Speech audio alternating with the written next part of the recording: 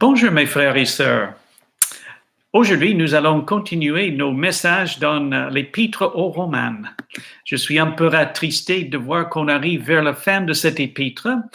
On ne va pas pouvoir le terminer aujourd'hui, mais bientôt, on arrivera à la fin de cette belle épître. Depuis le début du monde, il y a eu une lutte entre la vérité et le mensonge, entre la vraie doctrine et la fausse doctrine. Dieu avait dit à Adam et Ève de ne pas manger de l'arbre de la connaissance du bien et du mal, car ils mourraient le jour où ils en mangeraient. Or, Satan est entré sur la scène, il a séduit Ève, disant que l'homme ne mourrait pas en mangeant de cet arbre et que Dieu ne voudrait pas que leurs yeux, leur intelligence soit ouverte. C'était une lutte entre la vraie doctrine, ce que Dieu a dit, et le faux enseignement de Satan. C'est une lutte entre la vérité et le mensonge de l'ennemi. Cette lutte existe encore aujourd'hui. Mais comment pouvons-nous rester dans la vérité, dans la bonne doctrine, le bon enseignement? Regardons avec moi Romains chapitre 16 et versets 17 à 20. J'espère que vous regarderez avec moi ce texte au fur et à mesure que je le lis là. Romains chapitre 16, verset 17 au verset 20.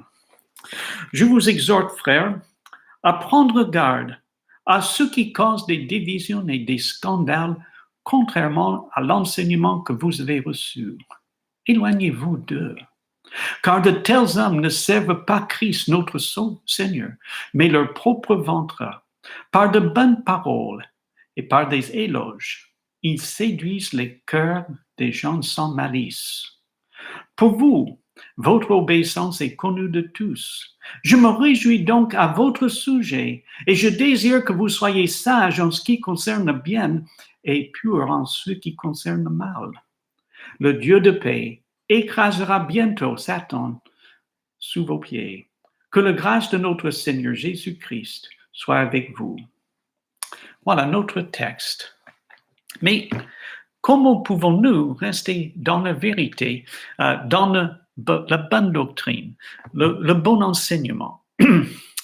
D'abord, éviter les faux enseignants.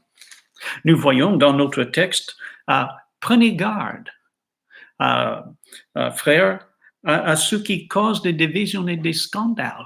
Ce mot, cet terme, prenez garde, est traduit dans la version Darby comme avoir l'œil sur ces personnes, sur ceux qui risquent de s'introduire parmi eux et qui enseigneraient ce qui était contraire à ce qu'ils avaient reçu. Ce sont des gens qui créent des divisions. Oh, ils sont souvent persuasifs et montrent une grande piété, comme les religieux de l'époque de Jésus qui faisaient pour l'apparence de longues prières. Pourtant, leur enseignement est ce qui est contraire à l'Évangile. Il semblerait que cette exhortation n'est pas à cause des faux enseignants déjà présents dans l'Église, mais c'était un avertissement. Au premier siècle, c'était souvent des chrétiens d'origine juive qui disaient qu'il fallait encore pratiquer la loi pour être sauvé. Oh, il faut Christ plus quelque chose. Et donc cet enseignement dérangeait souvent les églises. Les chrétiens devraient éviter ou s'éloigner des faux enseignants. Notre texte dit que ces hommes ne servent pas Christ. Ils servent leur propre ventre, c'est-à-dire leur chair, ce qui indique leur égoïsme. Ces faux enseignants sont dangereux parce qu'ils séduisent des gens simples ou naïfs qui manquent de connaissance de la parole de Dieu. Ce genre de choses arrive dans tous les domaines. Les vendeurs qui vous vendent quelque chose dont vous n'avez pas besoin. Vous revenez à la maison et vous vous dites comment est-ce que je suis arrivé à être vendu ça. Les politiques qui cachent leurs yeux.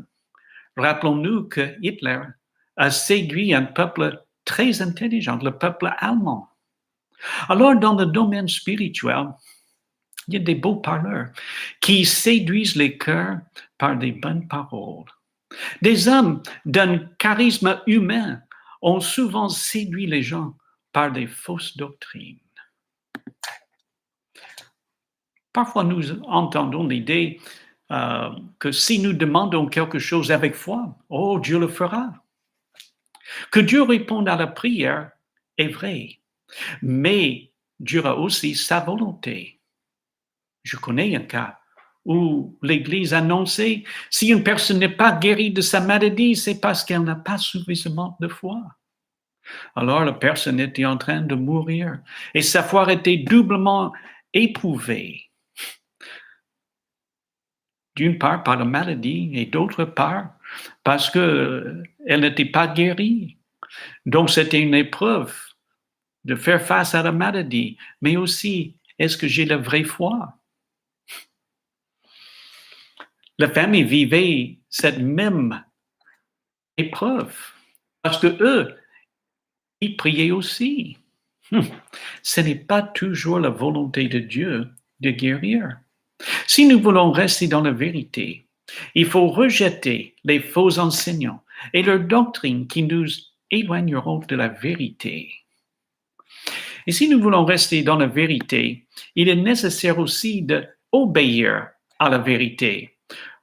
Paul a donné cet avertissement au verset 19. Il a dit, pour vous, votre obéissance est connue de tous. Paul avait dit au début de cet épître que son rôle en tant qu'apôtre était d'amener des nations, des non-juifs, à l'obéissance de la foi. Alors, les chrétiens de l'Église à Rome avaient obéi à l'Évangile en croyant en Jésus pour le pardon et la vie éternelle.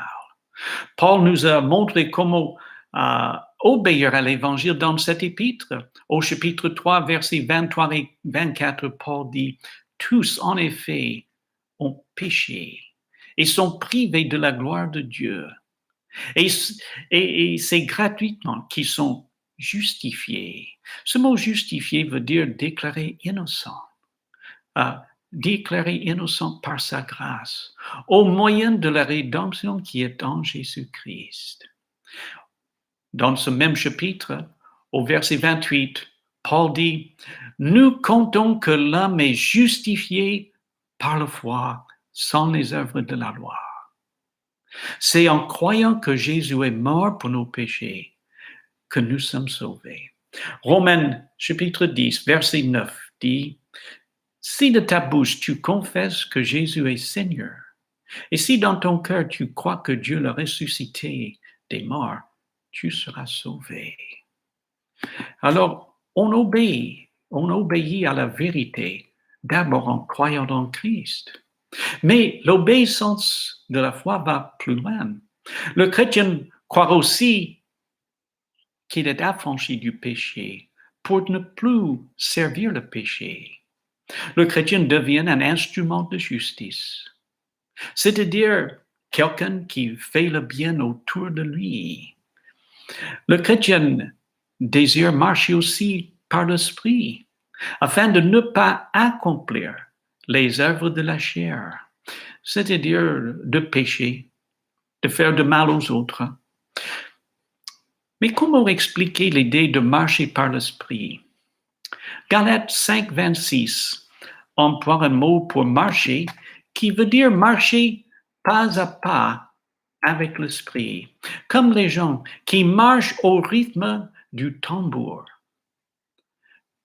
Toute la journée, nous devrions être conscients de la présence de l'esprit et de notre dépendance de lui. On peut presque résumer la vie chrétienne comme marcher par l'esprit moment par moment. En faisant ainsi, nous accomplirons ce que Dieu veut de nous. Nous considérons souvent la bonne doctrine comme quelque chose d'intellectuel, des concepts qu'il faut comprendre, comme Dieu est grand, il est omnipotent, il est omniscient. Mais la bonne doctrine est aussi notre comportement en tant que chrétien.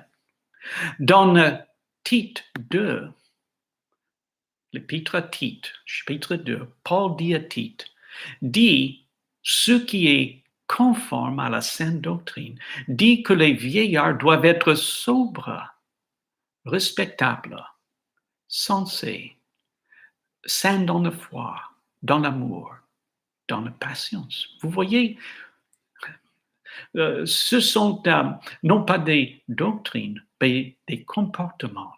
Être sobre, respectable, sensé.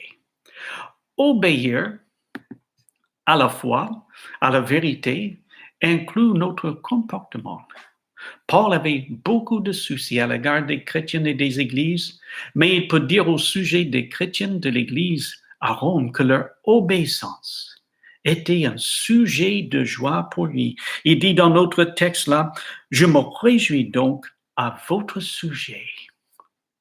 Paul désire que les chrétiens soient sages en ce qui concerne le bien et purs en ce qui concerne le mal, selon notre texte. C'est comme Jésus avait dit, soyez donc prudents comme les serpents et innocents comme les colombes. Les chrétiens auraient besoin de la sagesse pour rester dans la vérité et pour rejeter le mal. Il faut distinguer ce qui est de la vérité et ce qui n'est pas de la vérité. Et nous avons besoin de cette sagesse. Et aussi, vraiment, un désir pour plaire à Dieu.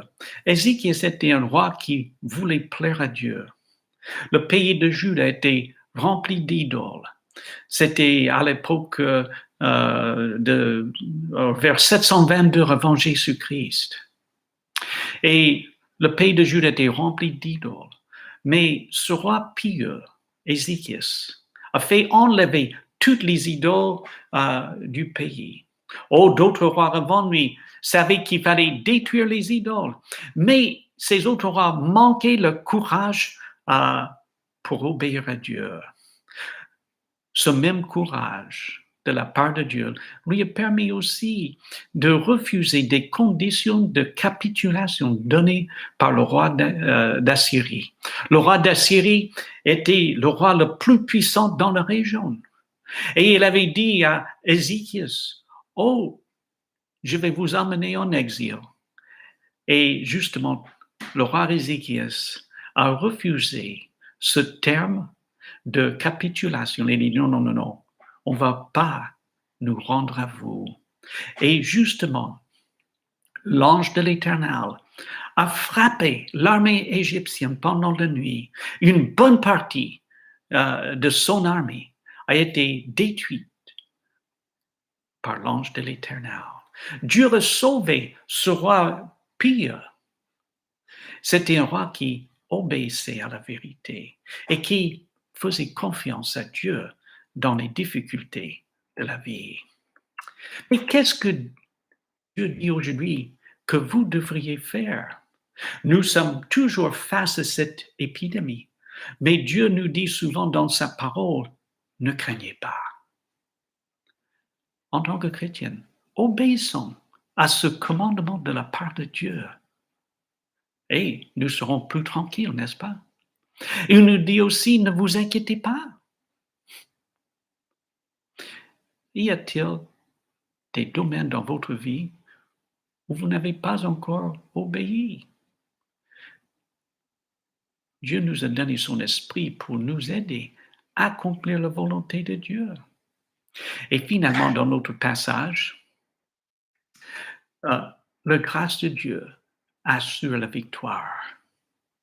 C'est dans le verset 20, le Dieu de paix écrasera bientôt Satan sous vos pieds, que la grâce de notre Seigneur Jésus-Christ soit avec vous. Par sa mort sur la croix, Jésus a scellé la défaite de Satan. Et sa défaite complète arrivera bientôt. Il est derrière les mensonges qui détournent l'homme de la vérité. Et Dieu accomplira ce qu'il a annoncé dans Genèse 3:15, après que l'homme avait péché. La descendance de la femme écrasera la tête du serpent.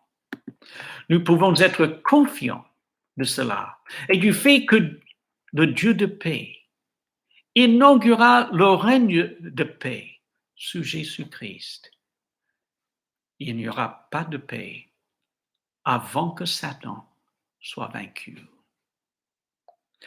Le triomphe du chrétien est dans la grâce de Dieu. La grâce et l'aide divine, c'est nécessaire pour le salut, car l'homme est sauvé par la grâce sans les œuvres. Mais l'homme avance dans l'obéissance par la grâce de Dieu. Tite 2, versets 11 à 13 nous dit, « Car elle se manifestait, la grâce de Dieu, source de salut pour tous les humains. Elle nous apprend à renier l'impiété et les désirs de ce monde et à vivre dans le temps présent d'une manière sensée, juste et pieuse, en attendant la bienheureuse espérance et la manifestation de la gloire de notre grand Dieu et Sauveur Jésus-Christ. La grâce de Dieu nous fortifie dans notre faiblesse pour que nous puissions obéir à la vérité. Il faut dire que la grâce de Dieu est liée au Saint-Esprit. Dans l'Épître aux Hébreux, chapitre 10 et verset 29, l'Esprit est appelé l'Esprit de grâce. C'est le Saint-Esprit qui nous donne la force pour faire face aux épreuves. Après avoir demandé 3 fois à Dieu d'enlever un problème dans son corps, Paul avait reçu un message de la part de Dieu. « Ma grâce te suffit, car ma puissance s'accomplit dans la faiblesse. » Dieu veut nous fortifier aujourd'hui pour justement obéir, pour faire ce que Dieu nous demande de faire, quoi qu'il en soit. Baron Justinien von Welz, quelqu'un de presque inconnu, était un missionnaire du XVIIe siècle. Il avait grandi dans une famille chrétienne aux Pays-Bas, mais c'était vers l'âge de 40 ans qu'il s'est vraiment converti. Et par la grâce de Dieu, il a obéi aux Écritures en renonçant aux impiétés de ce monde. Il a ressenti l'appel de Dieu pour aller en Amérique du Sud, dans la région connue comme Suriname aujourd'hui. En abandonnant son titre de baron, il a dit, y a-t-il un avantage à être appelé votre grâce? C'est comme ça que les gens s'adressaient à lui. Quand j'ai besoin de la grâce de Dieu et de son secours et de son soutien.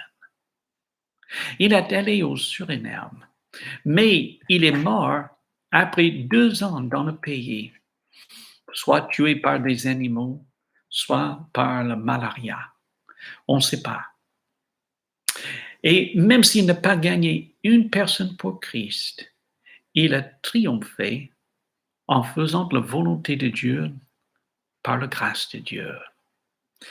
Qu'est-ce que Dieu veut que vous fassiez par sa grâce aujourd'hui? Y a-t-il un domaine dans votre vie où vous connaissez la volonté de Dieu, mais vous ne pensez pas pouvoir obéir?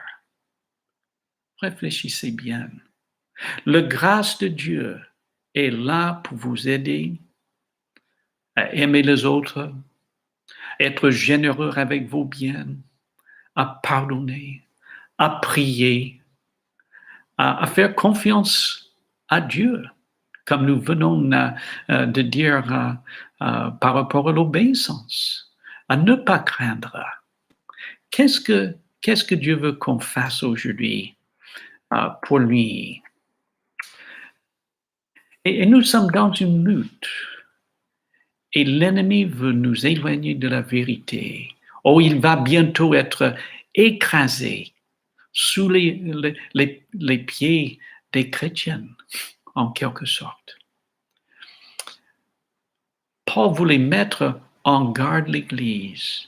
Il faut refuser et rejeter les faux enseignants et leur message. Ils sont des instruments de l'ennemi. Malgré leur apparente gentillesse ou leur attirance humaine. Lisons la parole afin de connaître ce qui est la vérité. Et restons dans la vérité en obéissant à la vérité.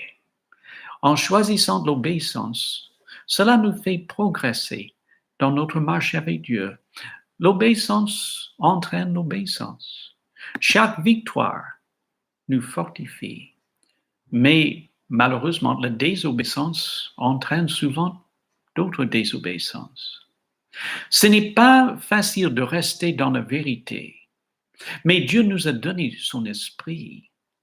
Et l'esprit en nous va nous donner la grâce qu'il faut pour obéir et rester dans la vérité. La grâce de Dieu est là pour nous fortifier afin d'obéir à la vérité. Alors saisissons la victoire